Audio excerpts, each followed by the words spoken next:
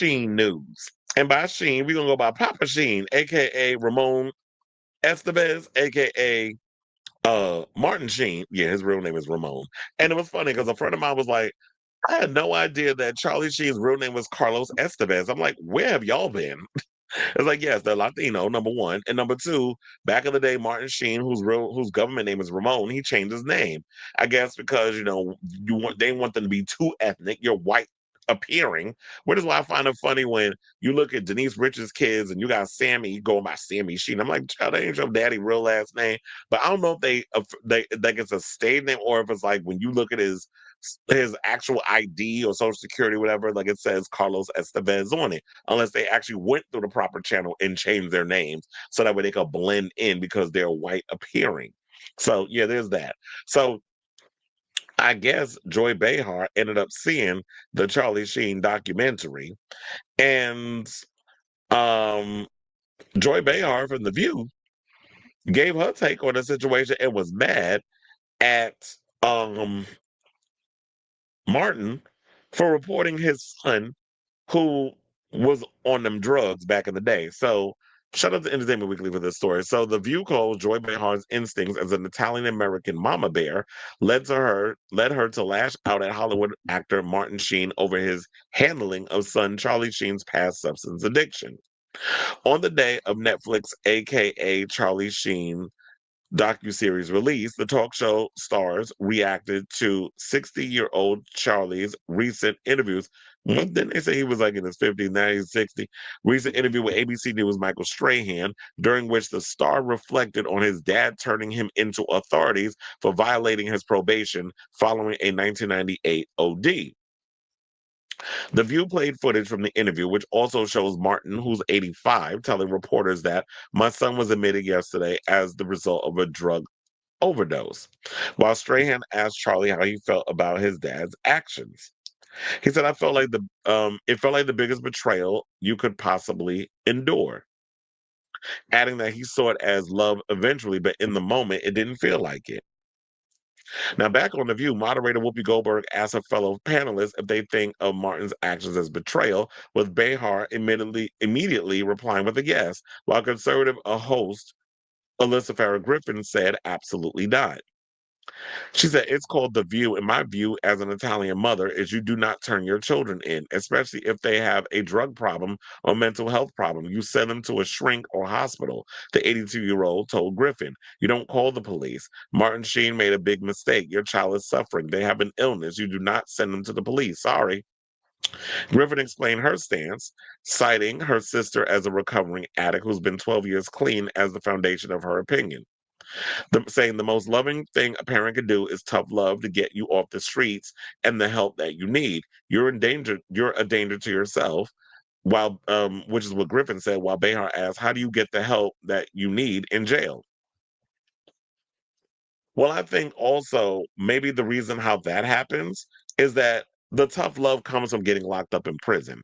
We're not saying that that was the first result, because I don't think that was the first result that Martin decided to come up with.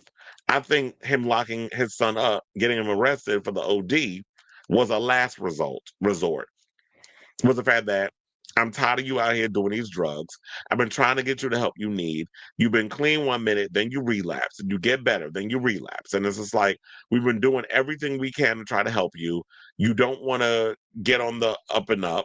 And so this is the tough love I'm going to have to give you. You violated your probation. I'm tired of having to clean up your mess. And now I'm going to call the cops. So, in a way, while I don't agree with her often, I'm Team Alyssa on this, where it's just like, I'm going to help you to the best of my ability. But if there's nothing else that I could do and I'm at my wit's end, then yeah, I feel like jail is going to be the thing that's going to get you clean and get you sober, wake your ass up because you need a detox.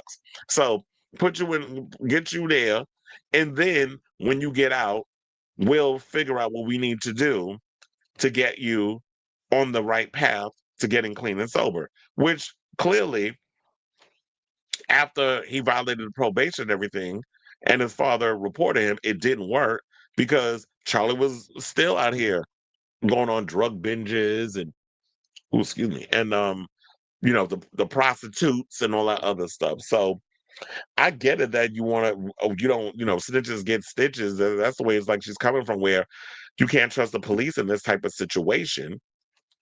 But what do you do when you feel helpless? Now, there should be no shocker. Sarah Haynes backed up Griffin's stance, telling Behar, I think sometimes parents bury the bodies, don't turn the kid in, and enable their child. And while Behar joked, that's not what I said.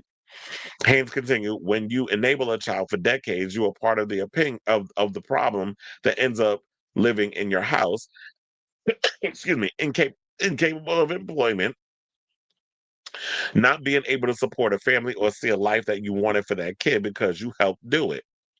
So normally I'd be all for like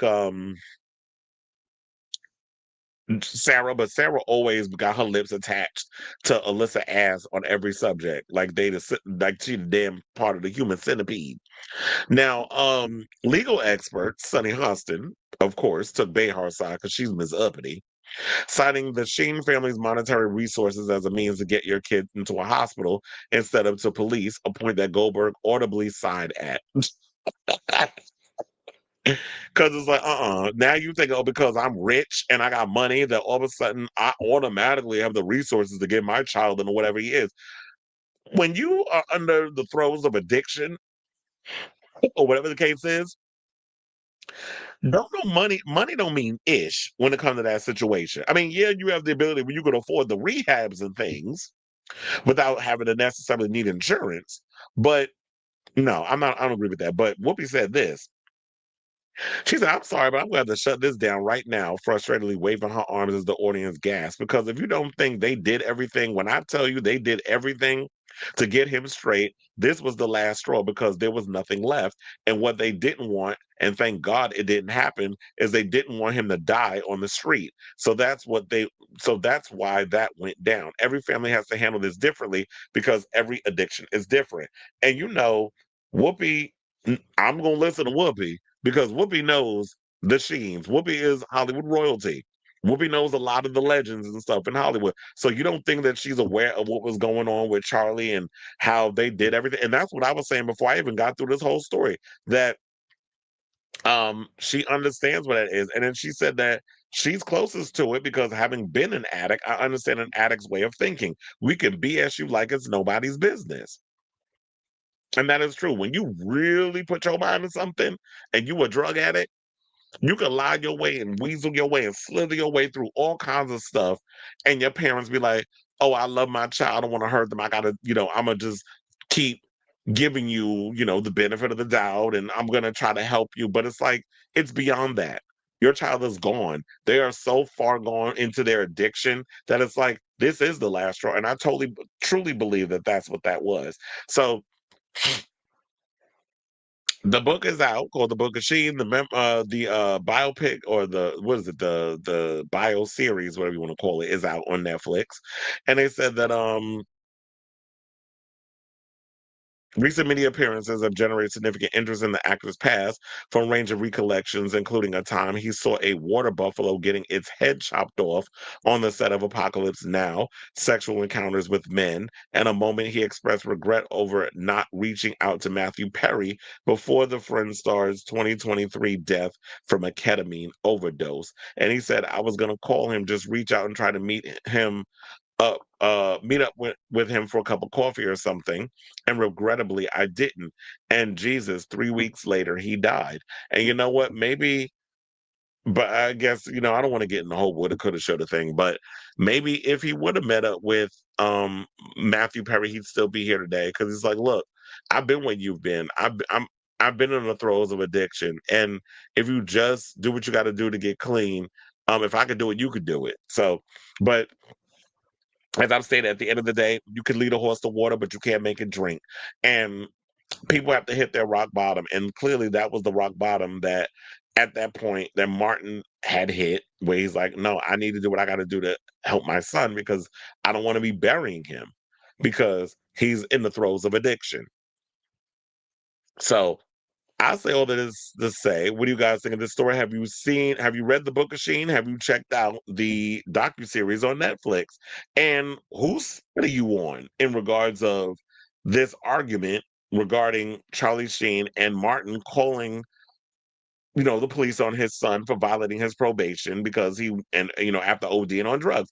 Do you agree with Joy? Do you agree with Sonny? Do you agree with Alyssa? Or do you agree with Whoopi? I would say Sarah, but Sarah pretty much, like I said, always aligns herself with whatever Alyssa says, so she don't count. But what the other girl said. So whatever your thoughts are on that, let me know what you guys think of this story in the comments down below.